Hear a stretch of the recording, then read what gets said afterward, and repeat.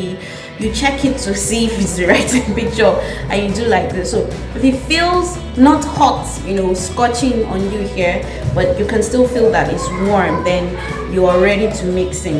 Now, one of the things you will notice after your milk cools is normally you might just see something like this covering the surface of the milk.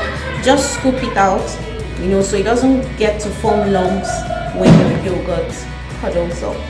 Okay, now it's time to add our yogurt culture, or like they always say, the starter. So I have measured, I actually put 3 tablespoons here instead of 2, like I said. So I put 3 tablespoons of the unsweetened Farm Fresh yogurt culture.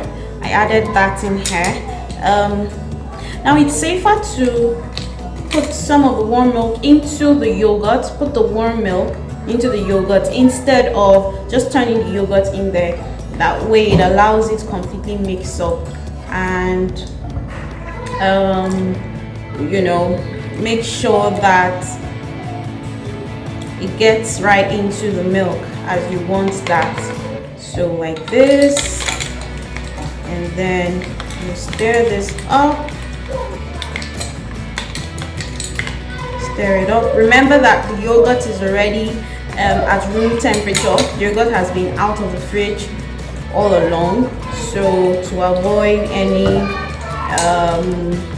complications, if I have to say complications for lack of a better word, during the yogurt production. So I've mixed in some warm milk in here, and then I'm going to pour the entire thing back into the pot.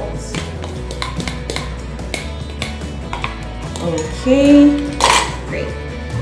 So I think I'll just use my spatula. I feel more comfortable with that.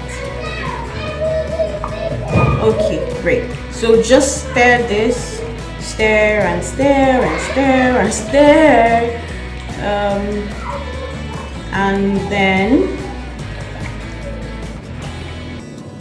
I think this is good. So normally with liquid milk, when you're making your yogurt using liquid milk as your base milk, you don't need so much stirring because it's liquid milk, but when it comes to powdered yogurt formulation, you need lots and lots of milk and stirring there. So once that is done, normally I would take this and pour into a bowl, but I want to try this out and see how it goes. So I'll just cover this right here like that.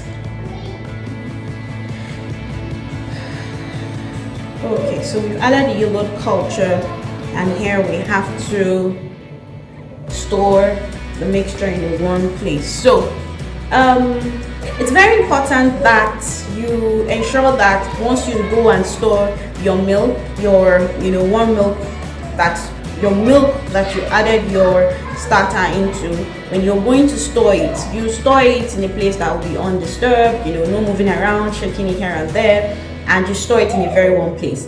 Typically you can store this ideally in an oven, but with your light on, so the oven light has to be on. Now the snag is with that is if you live in this part of our world, Nigeria, then that's going to be a problem, because you know that if the light goes off, then the oven won't be as warm as it is expected to be. So the alternative to that is you can take your container and put it into a cooler, or you can just further wrap this in a blanket like I always do.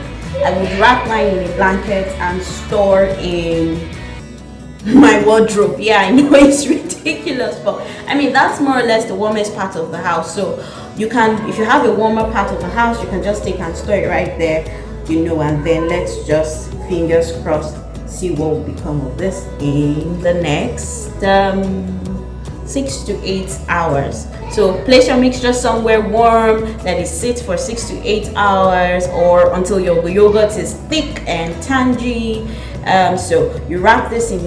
You can also pour mixture in it, like I said, into a bowl that has a tight lid, or a jar that has a tight lid, in a warm, moist, in a warm place, then set it away in my closet. That's what I always do. So here we go, and then we'll be back.